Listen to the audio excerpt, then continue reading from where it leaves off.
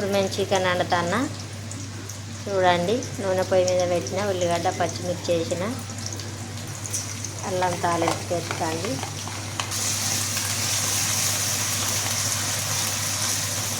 అల్లం గోలినాక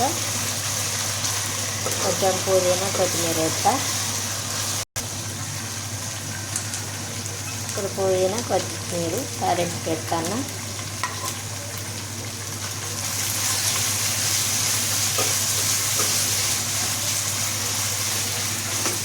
పుదీనా కొత్తిమీర తాలింపులు వేస్తే బాగా టేస్ట్ ఉంటుందండి. కూర స్మెల్లే వెరైటీగా వస్తుంది, సూపర్ ఉంటుంది.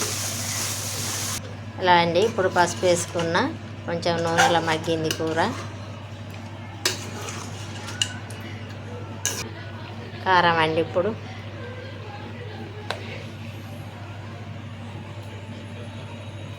ఎవరు తినేదాన్ని బట్టి అల్లండి కారం.